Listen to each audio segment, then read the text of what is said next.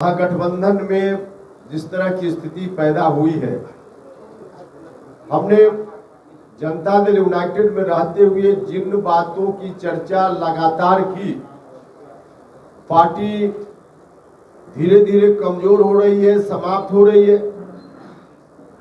हमारी बात पर नहीं ध्यान दिया गया। अंत में हमने अपना रास्ता लिया और उस वक्त हम बोलते थे कि जो कुछ भी हम बोल रहे हैं, कर रहे हैं, अकेले इस राय के हम ही नहीं है, बहुत सारे लोग जेडीयू में हैं। हमने उस वक्त कहा था और अब वह बात भी धीरे धीरे प्रमाणित होने लगी है। जेडीयू से निकलने के बाद, मेरे निकलने के बाद हमारे साथ जो लोग भी आए, उनके बाद श्रीमती मीना सिंह जी जो पार्टी की बड़ी नेत्री थी, उन्होंने भी वहां से अलग होने का डिसीजन लिया और जो बात हमने कही थी हूबहू वही कारण उन्होंने भी बताया। अभी देख रहे हैं आपके सामने शंभुनाथ सिन्हा जी पार्टी के आज के नहीं, समता पार्टी के दिनों के साथी, जनता दल यूनाइटेड में बाद में आए तो पुराने साथी हैं। पार्टी जब समता पार्टी के समय संघर्ष के रास्ते पे हम लोग चलते थे, उस समय इनकी बड़ी भूमिका रही है। तो आज इन्होंने हमारी पार्टी में शामिल होने का फैसला लिया और कल पार्टी जनता दल यूनाइटेड से अलग होने के क्या कारण है, इनकी ओर से भी तमाम वही बातें कही गई जो बात हम कह रहे थे। हम जिला जिला में जहां जा रहे हैं, वहां भी बड़ी संख्या में लोग हमारे साथ, हमारी पार्टी के साथ आ रहे हैं, लोग सदस्यता ले रहे हैं।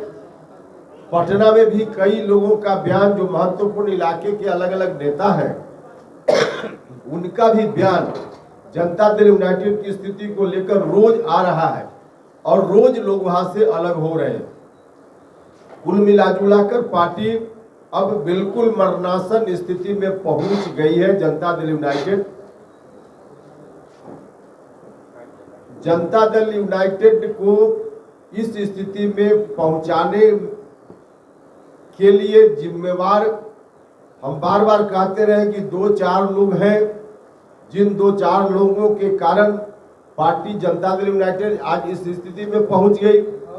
और पार्टी से ज्यादा मेरे लिए तो चिंता का विषय है, पार्टी तो मैंने छोड़ दी और पार्टी का जो भी हो उससे मुझको कोई लेना देना नहीं है, लेकिन नीतीश कुमार जी का, उनका चेहरा, उनकी छवि जिस रूप में कभी हुआ करती थी, आज कहां पहुंच गए नीतीश जी। उनके चेहरा को देखकर अंदर से दया का भाव आता है। नीतीश जी लगातार बोलते थे कि हम कुछ भी कहीं कंप्रोमाइज कर सकते हैं, लेकिन करप्शन से, भ्रष्टाचार से कभी कंप्रोमाइज नहीं करेंगे। जीरो टॉलरेंस की नीति पर चलते हैं। भ्रष्टाचार के मामला में बार बार नीतीश जी बोलते थे।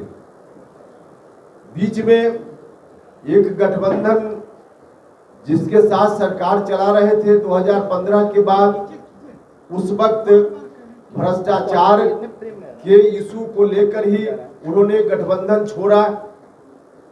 तो इतना बड़ा डिसीजन नीतीश कुमार जी लेते रहे हैं करप्शन को लेकर के, जीरो टॉलरेंस की बात करते रहे हैं, आजीवन करते रहे नीतीश कुमार जी। लेकिन अब आज जो इनकी स्थिति इस मामले में भी बन गई है, एक तरह से कहिए कि जो पूरे जीवन की उनकी राजनीतिक कमाई थी,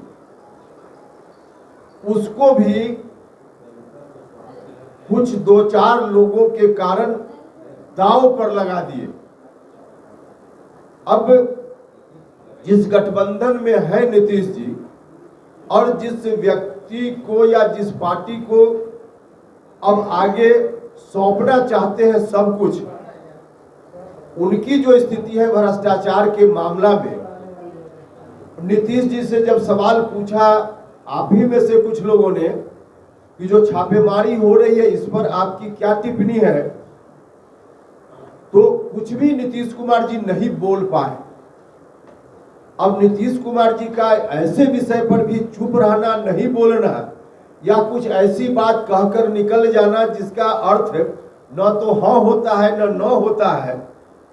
ऐसी स्थिति, ऐसी दयनीय स्थिति नीतीश कुमार जी की कल्पना में भी नहीं सोचा जा सकता था कि ऐसी दयनीय स्थिति होगी।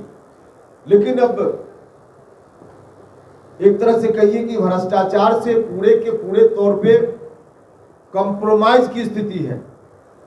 साथ वाला आदमी जिसके लिए कभी उन्होंने गठबंधन तोड़ लिया था, उस समय और आज में कोई फर्क नहीं है, बल्कि उस समय से ज्यादा आज भ्रष्टाचार जो करने वाले लोग हैं,